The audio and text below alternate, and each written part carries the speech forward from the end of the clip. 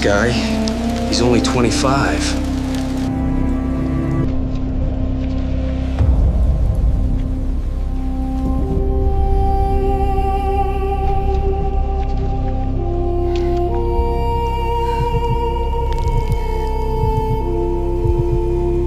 No, please, what is happening to me?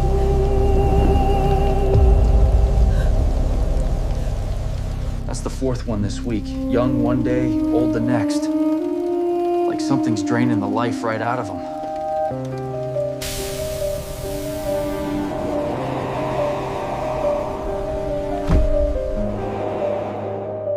I don't understand it. It's beyond us. We've got another one.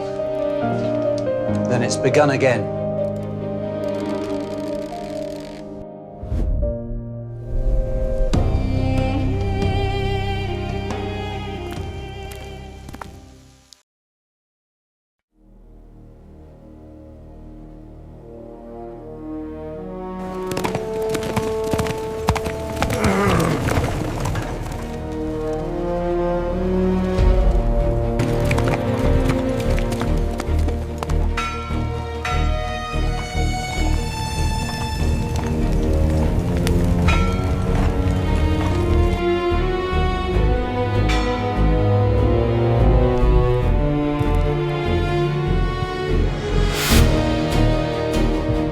Our lineage doesn't have to die with us.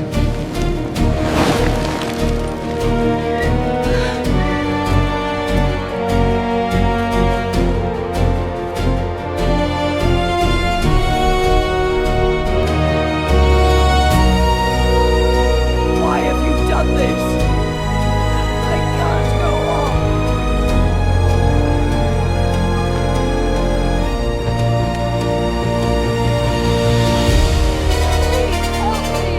Help me!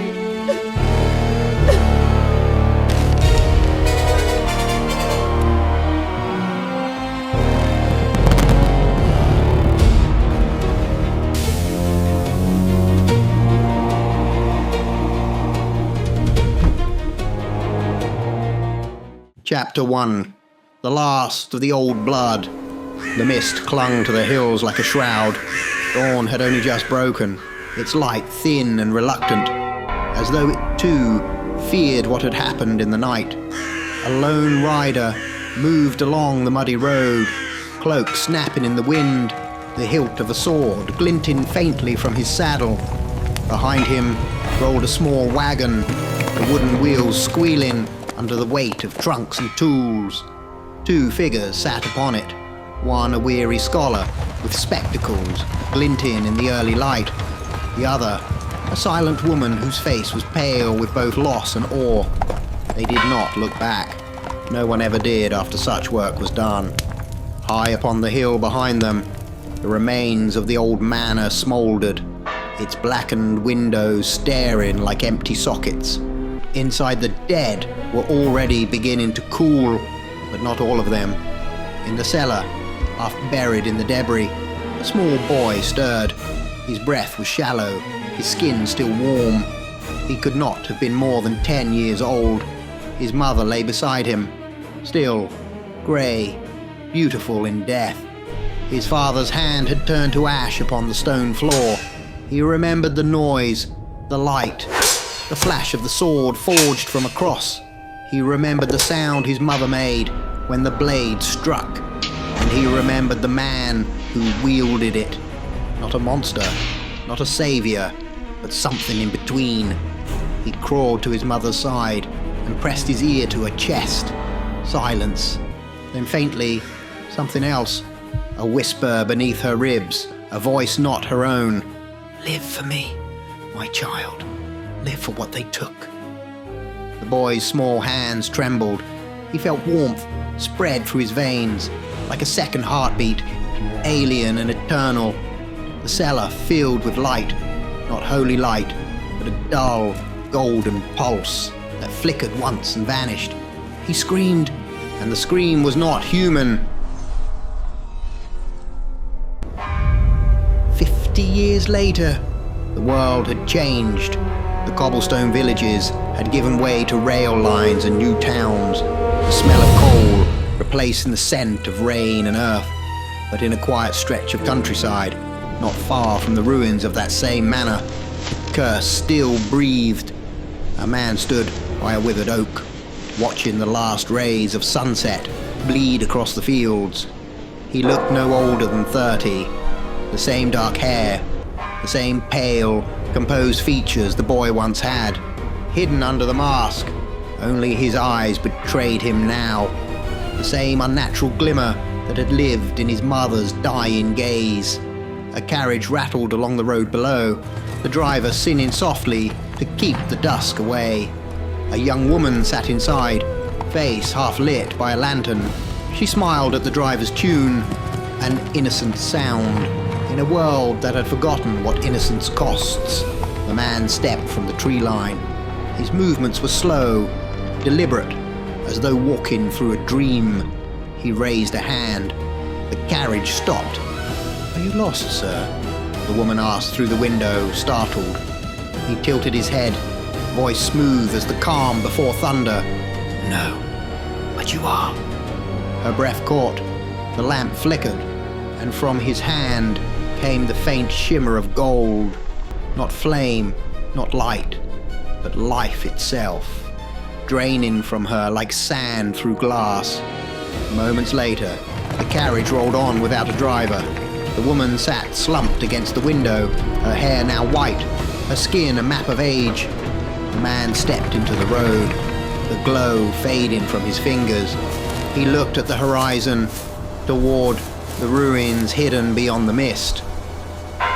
"Forgive me, Mother," he whispered. "I kept your promise." Behind him, the church bell tolled. 1, 2, 3, as if marking not time but sins reborn.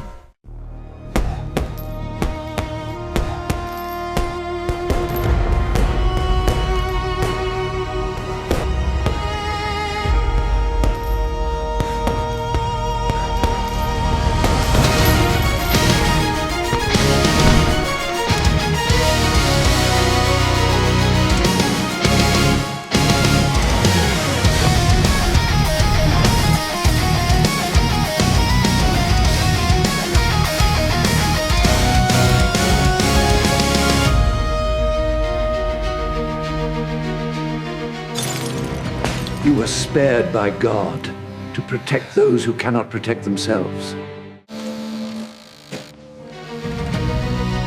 Now we've got a job to do.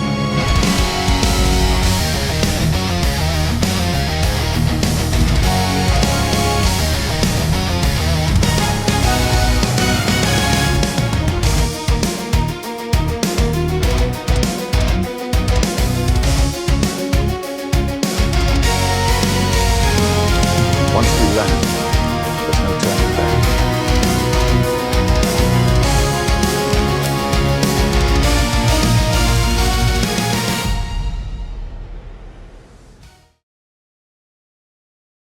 Chapter 2. The pattern returns. The rain had been falling for hours. Outside the hotel window, the city looked like a fading photograph. Streetlights blurred by mist, horns muffled under the steady rhythm of water. Inside the room was dim and still. A small table lamp cast its yellow glow over an open case file spread across the desk. Photographs, crime scene notes, and the familiar scent of old paper. Professor Archer leaned back in his chair, glasses perched on the bridge of his nose. His white hair was damp from the walk back, his coat still buttoned at the throat. Damien Knight sat opposite him, elbows on his knees, staring at one of the photographs in silence. A woman's face, old, terrified, her body collapsed in the middle of the street. Archer spoke first. Bedford. Fourth victim in 2 weeks, all showing signs of advanced age. Every trace of life gone, but no blood loss, no punctures, no wounds. Damien didn't look up. "We've seen this before." "Yes." Archer exhaled slowly. "In Austria. Hohenberg." The name hung in the air like a ghost. Damien finally looked at him, his tone quiet, reflective. The wife brought him back through ritual sacrifice. Traded her own years for his. He grew young again. She grew old. The process burned them both in the end. Archer nodded. But that was 2 years ago, and the same energy signature is here, the same pattern. He flipped through the file. Sketches. Faded photographs from archives. Autopsy notes. Victims found without external trauma, yet every organ showing signs of complete cellular collapse, as though time itself were extracted. Damien leaned forward, tracing one of the photos with his finger. The curse of longevity, he muttered. Some call it vampirism, but this, he looked up, this is older. Archer adjusted his glasses. There were theories, whispers in the old records, of a family in Europe who could drain not blood, but years. Their lineage was thought to have ended before the Great War. The same lineage that might have spawned Hohenberg, Damien asked. Archer tapped the edge of the file. Perhaps a mutation of the same seed, or the same curse wearing a new face. Damien leaned back, running a hand through his dark hair. And now it's resurfaced in America again. For a moment, neither of them spoke. The rain's rhythm filled the silence, steady and patient. Finally, Archer closed the folder. Detective Hayes expects us tomorrow morning. I imagine he'll have questions about how an academic and a half-blood vampire became the Bureau's favourite experts on death by aging. Damien smirked faintly. Then we'll give him answers. And maybe a warning. He stood, walked to the window, and looked out across the shimmering city lights. You ever notice, he said quietly, how every time we think we've buried the past, it finds a way to crawl back? Archer looked up at him, his tone grave. Perhaps because it never really died, Damien. Perhaps it's simply waiting for someone to remember. The room fell silent again, save for the ticking of the old wall clock, counting down to their next encounter with the ageless curse.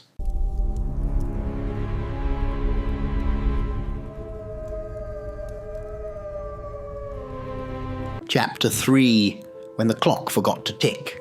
Detective Hayes met them with the kind of handshake that said he hadn't slept and didn't intend to. The precinct hummed the way rain hums on a city. Phones, footsteps, the flat glow of monitors. Hayes shepherded Damien Knight and Professor Archer into a glass-walled conference room stocked with coffee, case files, and the quiet dread of unanswered questions. Appreciate you coming in, Hayes said, dropping into a chair. We're out of our depth. 4 victims, no blood loss, no wounds. Coroners are calling it systemic geriatric collapse. He grimaced. On 20-somethings. Archer opened the folder he'd carried from the hotel. Type, memos, autopsy photos, the spectral map of an old crime repeated. We've seen something like this before, he said gently. Good, Hayes exhaled, rubbing his eyes, because we have no clue. Damien stood, restless, scanning the board. Names, dates, lines of red string like veins drawn across the city. He tapped a photo. The woman kneeling in the rain, hair white, eyes wide. This isn't blood theft, he murmured. It's time extraction. Hayes frowned. Time. Life's measurement, Archer said. More precise than blood. Crueler than death. Hayes stared between them as if the floor had shifted. And you're telling me someone can steal that? They can take what you were going to be, Damien said. For a moment, all 3 men sat with that sentence. The precinct droned beyond the glass. Rain stitched the windows. A printer stuttered. And then the lights went out. Not a flicker. A fathomless hush. The fluorescent buzz died mid-breath. The ambient noise of the station, phones, keyboards, distant voices, collapsed into a silence so absolute it felt padded. Hayes froze mid-blink, hand suspended over a pen. Archer's spectacles caught a phantom shine and held it, unmoving, as though the light had been lacquered onto the glass. Damien's chest tightened. He could hear his own pulse. He could move. "Archer," he whispered. The professor didn't answer. He was a statue, perfectly held between instants. The air turned strange, cold at the edges, warm in the center, like a room pressed between hands. Somewhere, a second abandoned the minute it belonged to and refused to come back. Footsteps approached down the hall, slow, considered. A man in a long dark coat entered, face concealed behind a pale, cracked mask, that antique, expressionless pallor that made even the living eye behind it look distant. He closed the conference room door with courtly care, as if he were not entering a precinct, but a chapel. "I'm not here to fight," he said, voice calm as brush velvet. "I'm here to talk, as brother to brother." Damien's hands curled at his sides. "I have nothing that could be brotherly towards you." The man inclined his head, unoffended. "We are exactly the same, you and I. We share the kinship. We share the blood. We share the curse. We share the hunger." "Kinship isn't consent," Damien said. "I didn't choose what I am. I choose what I do." "And so do I," the masked man replied. "You walk in the day. So do I. You refuse to drink blood. So do I. But blood is vulgar. Time is pure. It carries all depths and interest." He stepped closer to the glass wall. Beyond, the precinct was a still life. A coffee cup frozen mid-spill. A detective arrested halfway through a laugh. "I drink life," he said softly. "Not the fluid that carries it." Damien felt an old ache rise in him like a bruise pressed by a familiar hand. "What you do is wrong. It's parasitic. It's evil." The musk tilted. Strong words for a man built of hunger. "My family was murdered by one of your kind." "And mine," the vampire said, so quickly the syllables were almost warm. "Mine were murdered by one of yours. A man with a beautiful sword and a loaded conscience. He came with a scholar and a cart. He ended a lineage in the name of mercy. He left a child to kneel in ash and inherit a grief that reproduces itself." The voice did not harden. It focused. "Tell me, Hunter, whose hunger is righteous? The one that feeds on animals with names, or the one that feeds on animals with categories?" Damien's jaw went tight. Don't romanticize predation. "Who romanticizes it?" The man gestured with a gloved hand, past the glass, toward the busy mural of human industry held hostage by a missing tick of the clock. "Your species wears leather, eats muscle, milks mothers, bores oceans, and calls it civilization. You kill to live and name it necessary. I kill to live and name it what it is." "You kill people. You kill us," the vampire said simply. "You call it hunting and give it a coat of myth. I call it arithmetic. The dog or the cow, the cat or the chicken. Your mouth does not distinguish.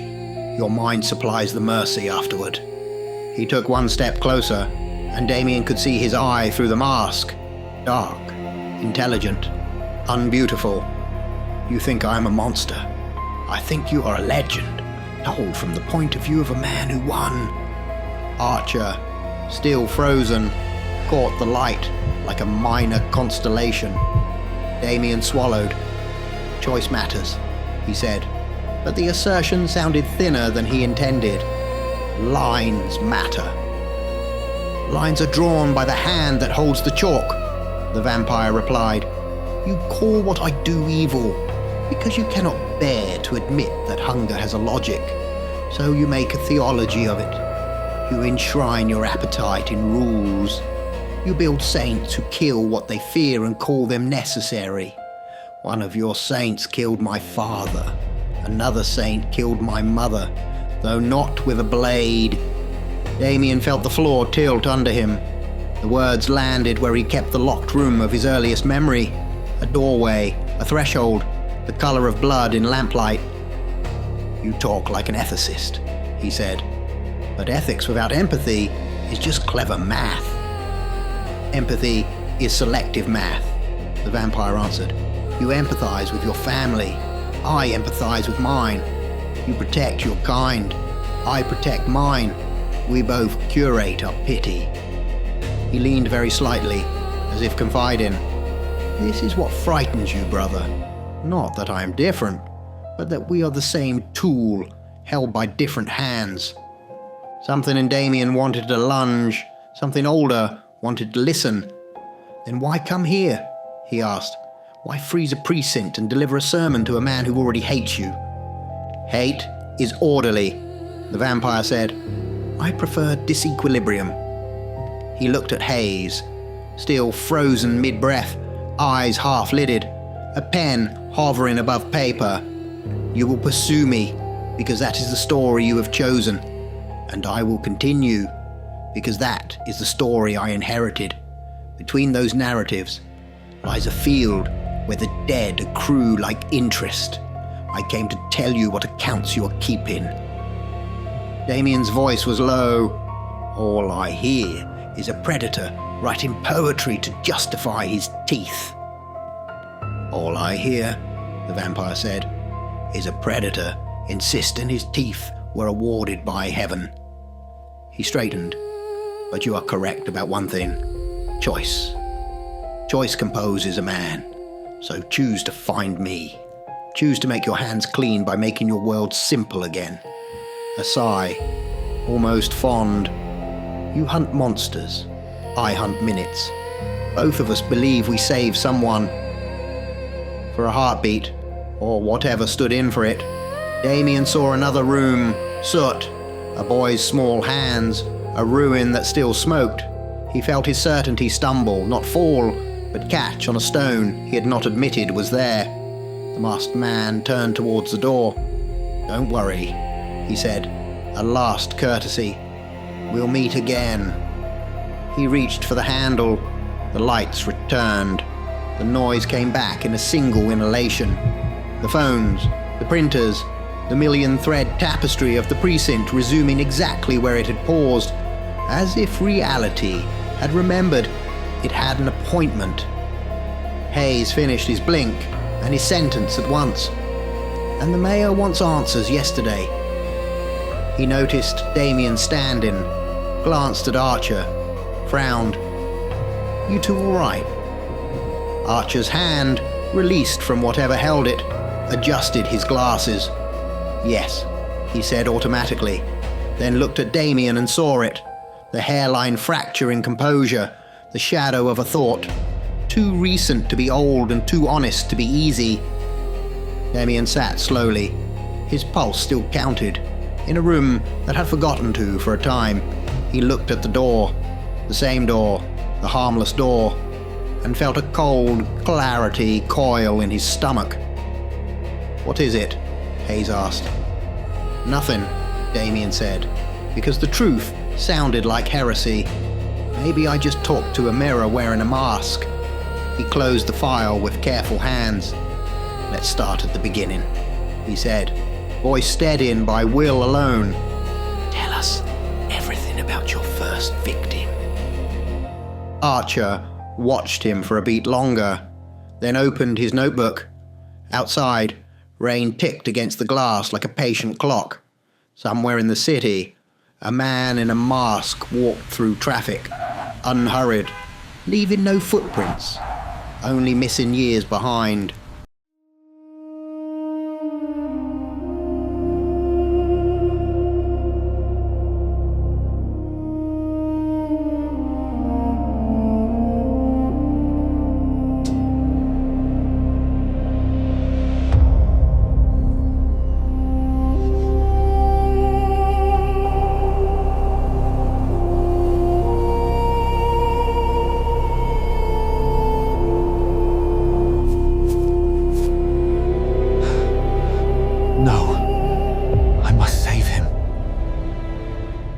You've watched the stories.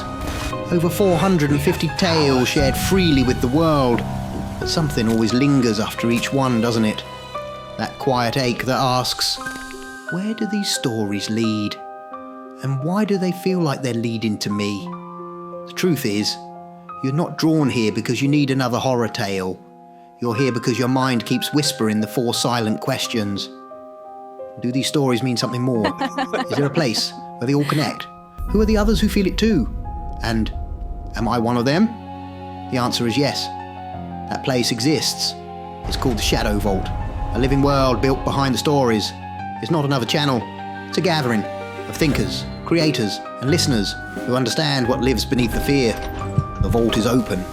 Step inside when you're ready. You'll know if it's calling you.